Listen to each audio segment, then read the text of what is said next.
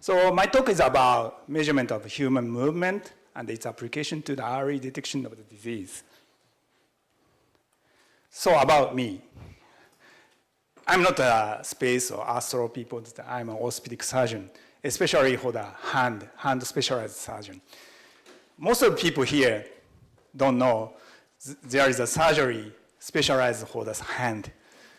But you know, hand is a detailed and complicated organ and everybody uses every day, right? So hand surgery is the most complicated surgery, one of the most complicated surgery, and about 1,000 specialists in Japan. And I'm also the PI for the digital orthrop, and the research focus I will talk about later is human motion and emotion sensing. Also, I'm doing the vice president for the biomedical engineering in the new University Science Tokyo. So today I'd like to talk about doctors' tacit knowledge and the human motion analysis and the disease screening, what we are doing research in my lab. And especially I focus on the cervical myelopathy and the carpal tunnel syndrome, two diseases, and the future vision. So start from the doctor's tacit knowledge. I asked the ChatGPT to make this one. So when you are in space, medical intervention can be expensive or maybe pretty difficult. And everyone needs to be healthy, of course. But everyone can get sick. So the most important thing we think is that to avoid serious illness, and the early detection is essential. So expert physician has a tacit knowledge. So experienced doctor just see the patient or just be the people who is walking. They can diagnose what disease they have based on their motion. This is Dr. Hinohara. He's a St. Luke's International Hospital's president and passed away 10 years ago. And almost all Japanese know that he is a famous physician. And he said that careful observation of the patient movement as he or she enters the exam room reveals that the patient has a Parkinson's disease, even if it's mild. The patient is telling you the diagnosis. Parkinson's disease is like this, sorry in Japanese, but looks like this. If it's severe, not the experienced doctor, maybe the usual people can see he is a Parkinson's disease. But how about if it's mild or in the early stage? It must be pretty difficult even for the doctors with earlier careers. So expert physician has a tacit knowledge that a highly accurate prediction based on the observation. And it's based on the behavior pattern recognition on the extensive experiences.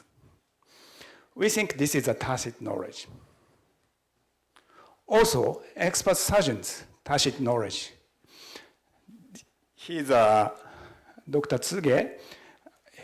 He made a hand surgery as a science, and I learned the surgery from him. And all the surgery he did, he drew a picture like this and write down everything. Every picture is in this book, and all the hand surgeon and all the orthopedic surgeons have this book. And I'm doing surgery right there. And even the surgeon, highly accurate decision making during the surgery based on the observation, extensive experience, and the training. But this observation or maybe the decision making is based on their experience. So, but they cannot tell what we should do and what we should see. When I'm doing a training, the expert says that you should have observation. What? How? And I ask them, but they don't tell exactly what we should do. So I feel like this. You know? Where is the force? So my research focus is a visualization of the tacit knowledge. So quantify disease movement patterns seen by the doctors. And the early detection of disease or sign of disease. And this can help the early intervention, reduce patient and medical medical or financial burdens. So based on these concepts, we are doing the research about human motion analysis and disease screening. So I will show you two examples about two diseases, cervical myelopathy and the carpal tunnel syndrome. Cervical myelopathy, most of people here don't know this disease, but it's pretty common for the orthopedic surgery, caused by the cervical spondylosis and the ossification of ligament, or maybe sometimes by the herniation of the cervical disc, like this. And the spinal cord is compressed. The symptom is like the hand clumsiness. It's affect the writing, bottling, and the chopsticks, and gait disturbance.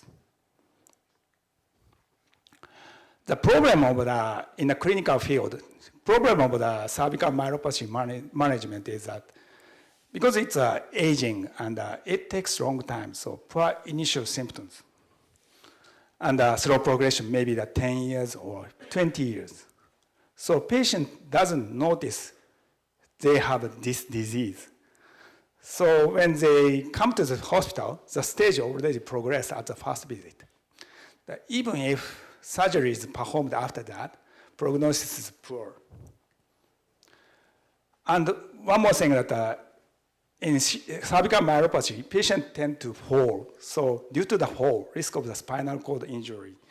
And actually, the fall in the older age are the most common cause of the spinal cord injury in Japan. So what we want to do is shorten the period from the onset to the hospital visit. When the onset, the symptom is asymptomatic, but if we can do the early diagnosis, follow up by the specialist from the early stage, and the surgery at the right time, and the warning for the holes. And this can be the better prognosis. The early detection is crucial, we think. So what we do is here. So the patient with a cervical myelopathy has a problem with writing. So we ask the patient to drawing in the iPad. So drawing analysis in the cervical myelopathy patient. We ask the patient to draw these patterns and record the pen tip coordinate and the drawing pressures. You know, iPad Pro is pretty smart and they can measure the drawing pressures. Here is the examples. Does that work? Yeah, this side is a healthy volunteer and this side is a cervical myelopathy patient. As you can see, this is a healthy, so you can do like this. And this is a patient. Yeah. You can identify the difference. But if you do the pressure analysis, this is a z-axis is the pressure, and the x-axis and the y-axis. It's pretty easy to say that this is a control, and no, it doesn't work.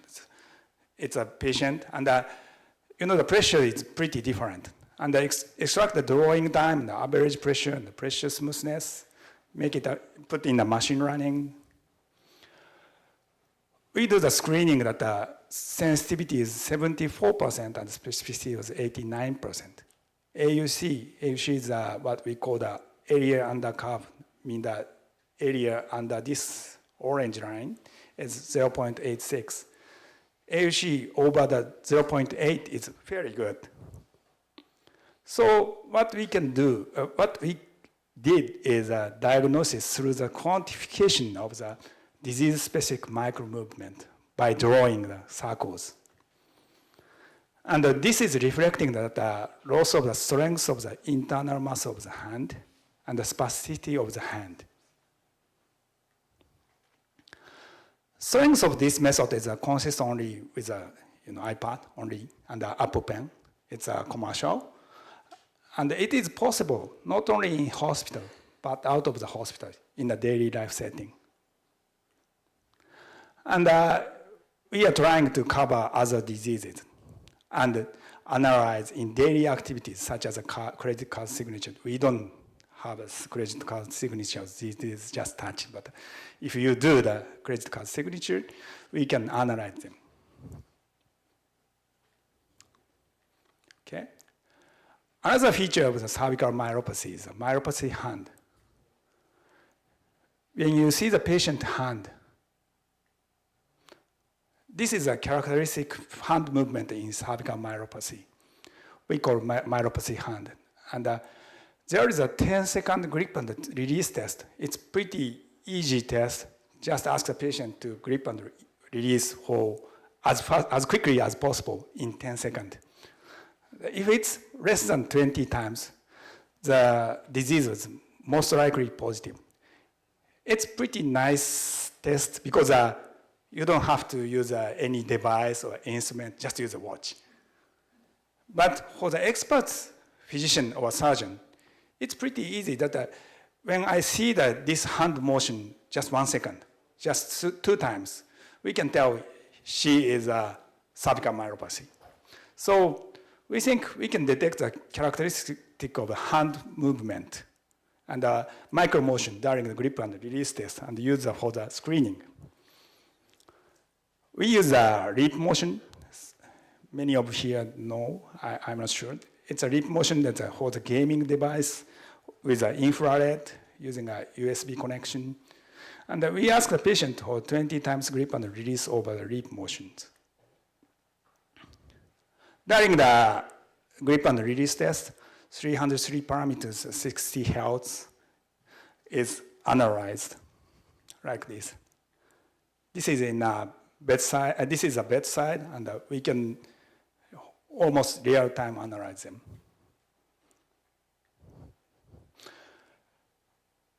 We analyze each finger's diagnostic ability, and it is already known that the small finger is a characteristic of the cervical myelopathy patient movements. As we expected, small finger is the highest AUC. AUC means the highest diagnostic ability. That we combine 3 fingers, 187 parameters, and we can get a AUC for the 0.94, almost 100%. This result is much better than the 10-second grip and release test or other physical exam usually we are using in a clinical setting. Okay. But we think that lip motion, we don't want to use a lip motion because nobody has it. So we just want to use usual devices. Think about using a smartphone for the hand tracking. And Google has a good technology for the media pipe and tracking hand movement. So we ask the patient put their own phones on the table and ask them to track their hand movement.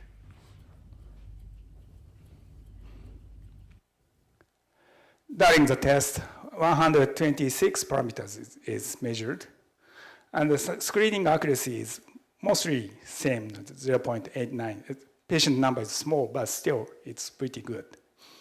So this accuracy is the level of the specialist consultation, or more than specialist consultation, using only a smartphone. Strength of this method is using a smartphone. Anyone, anywhere can use that, of course, and non-invasive and quick.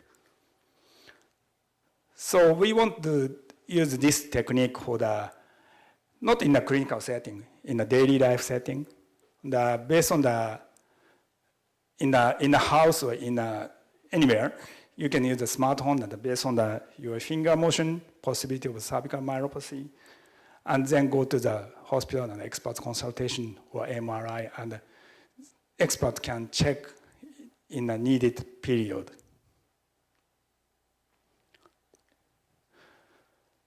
One more thing that cervical myelopathy causes a gait disturbance and tend to fall. Usual clinical test for the gait analysis is a time up and go test. Does anybody know this one? Just there is a chair and a 3 meter, there is a line, and how long does it take from the chair standing up and go and around the back? The second itself is measurable parameters, but it's pretty analog. So we asked the PhD engineers to make the laser TUG system. It's easy that the cheap laser range sensor under the chair and put the pressure sensor on the chair. And oh, go back, one moment.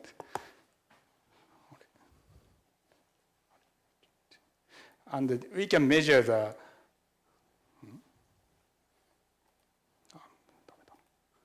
yeah, like this. We can measure the foot tracking without using any device to the patient. Just put a laser range sensor and a pressure sensor. With this, left side is a healthy volunteer, and the right side is a cervical myelopathy patient. As you can see, the gait characteristic is completely different. The gravity center is a little sway and much more steps, and it's difficult for the patient. It's difficult to turn around the corner, turn around the markers like this. This might be the reason why the patient tend to fall, because the patient can walk straightly, but when they want to move the curve or things, they will tend to fall.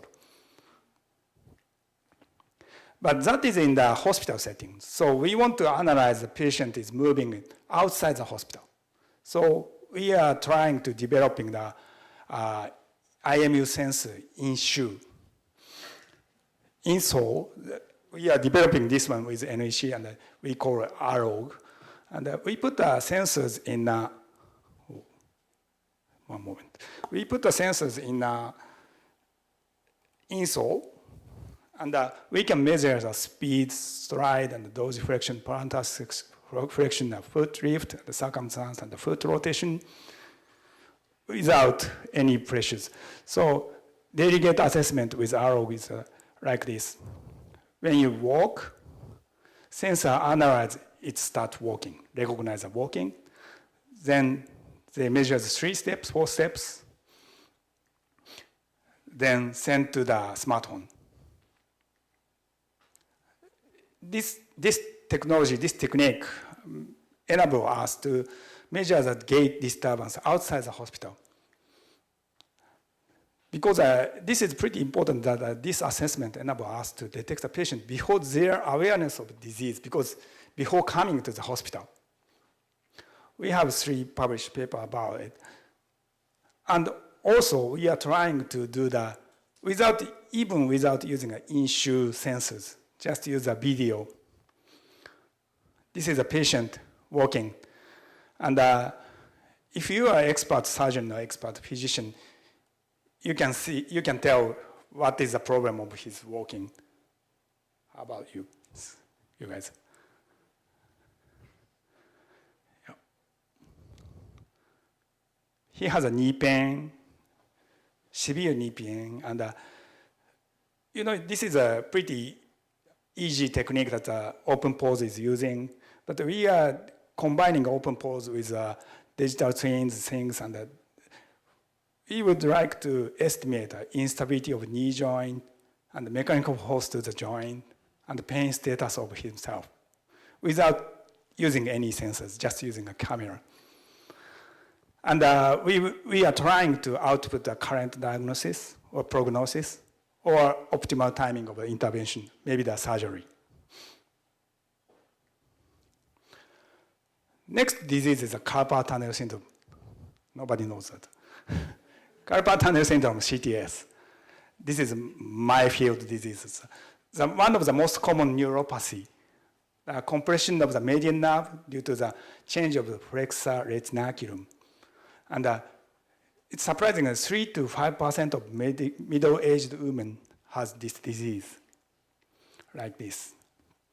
And there is a numbness in the finger, and early in the morning, they feel numbness and they cannot sleep well. This is a wrist, and as you can see, this is a flexor retinaculum, and this is the median nerve. And the flexor retinaculum is getting stiff because of the aging and because of the hormone.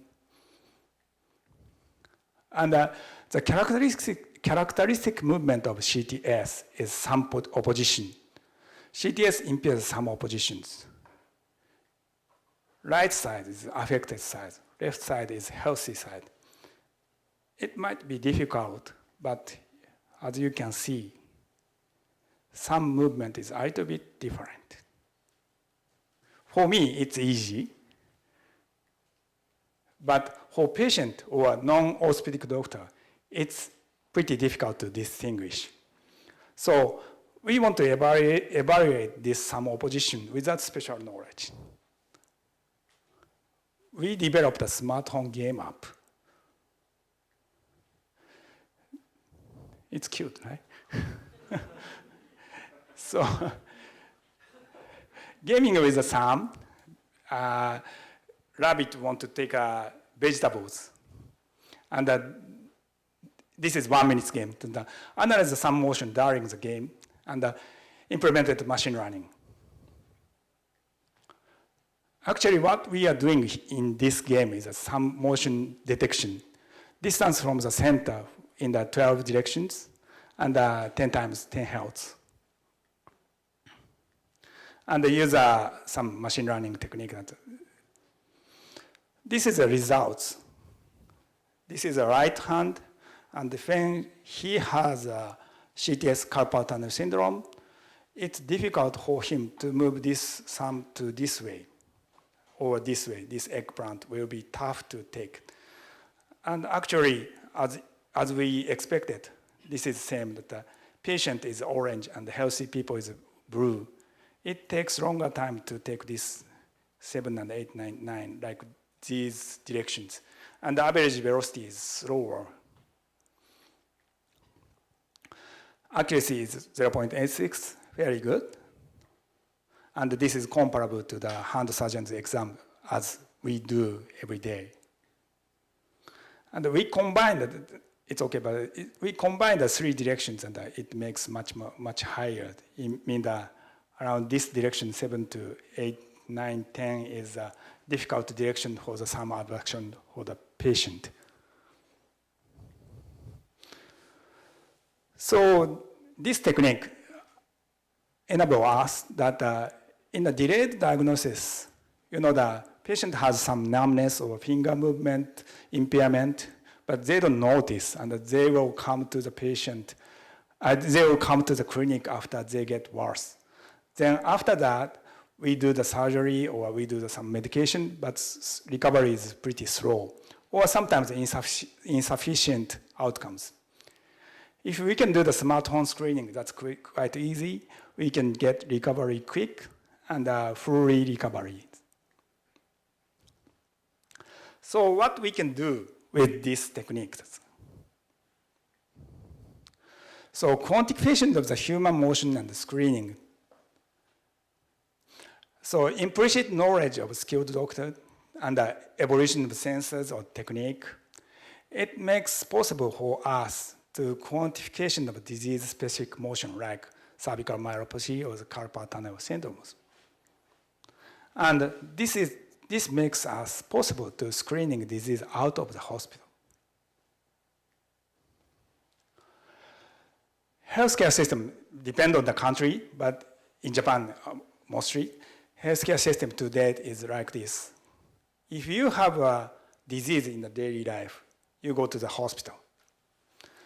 In the hospital, you can do maybe the surgery or some medication or some rehab, then go back with healthy status. But it's aging population is pretty high in Japan, and medical resources not so good, not only in Japan, all over the world. And the COVID-19 affect us pretty much. And the medical expenses is always a problem for us. If early detection and the intervention can be possible, everybody has a smartphone, and maybe some have a smartwatch, and there is a sensors in every room or every town, every street. You can have the early detection of the disease, and before going to the hospital, maybe some healthcare system or some prevention can be performed. And if you get much more worse or much more severe, you can go to the hospital.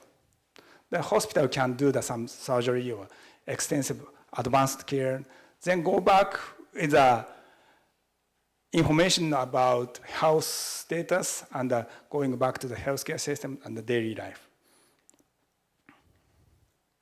So screening in daily life make it possible to the early detection and the early intervention, maybe out of the hospital. And the hospital can focus on the advanced medical cares. So how this technology can be applied to the space? Small sensors like in-soul or maybe the things, or devices, daily devices, smartphone, tablet, camera, can be useful even in the space. And the early detection of a physical and mental disorder, I don't talk about mental disorder today, but we are focusing on the mental disorders also. And earlier than notification of themselves. And the early intervention will shorten the duration of recovery, and it will cut the expense also. Current medical practice is like this. If you are, this is the age and the physical function, and if you are getting aged, older, healthy status is going down, and you may have the knee pain or back pain and shoulder pain, and we diagnose it's a disease. Then we do the medication and the surgery and try to recover something. But early detection or early intervention can be possible, possible. Before getting worse, we can do the intervention. Or much earlier stage, we can improve the healthy status to avoid the disorders. So thank you for your attention, and all questions are welcome. Thank you.